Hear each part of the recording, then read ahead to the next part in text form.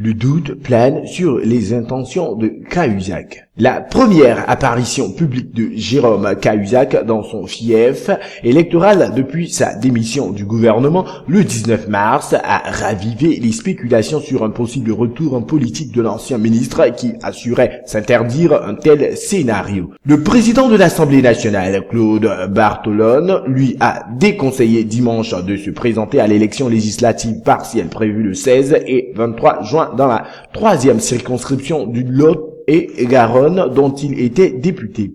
Ce qu'il a commis est beaucoup trop grave et il ne reviendra pas en politique, a jugé pour sa part l'ex-candidate socialiste à la présidentielle de 2007, Ségolène Royal. Il ne peut pas parce que là il y a une transgression très grave d'un interdit d'une règle absolue en politique qui est de servir les autres et de ne pas se servir, a-t-elle dit sur TF1.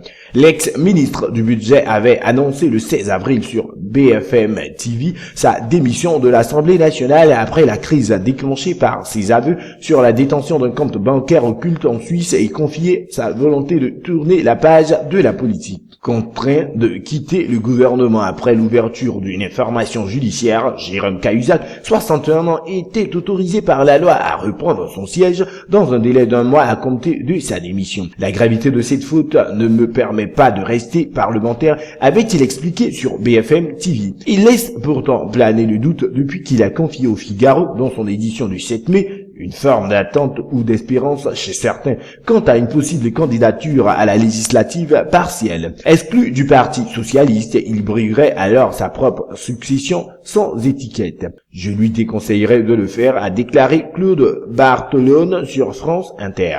Maintenant, c'est à lui de voir ce qu'il veut faire. C'est un combat. Je pense qu'il ne reviendra pas à l'Assemblée simplement pour rester sur un siège de député. Il a besoin de se fixer des objectifs. Moi, à mon avis, c'est qu'il va changer de vie, a-t-il poursuivi. Pour le moment, il n'est pas condamné. La loi ne permet pas de lui dire il y a interdiction de le faire.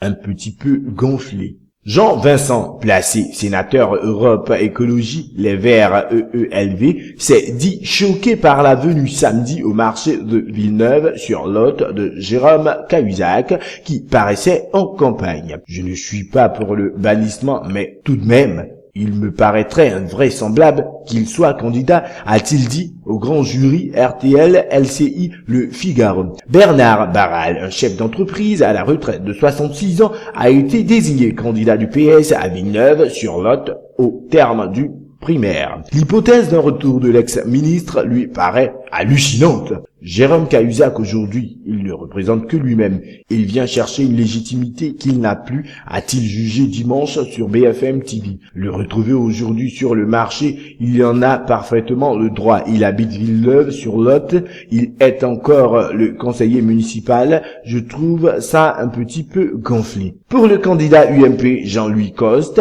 il faut rester sérieux, revenir aux préoccupations réelles des gens et arrêter ce qui ressemble aujourd'hui à une farce. Le candidat du Front National, Étienne Bousquet-Cassagne, estime que Jérôme Cahuzac a légalement le droit de se présenter à l'élection. Moralement, je ne pense pas, mais j'espère que les électeurs sauront faire la différence.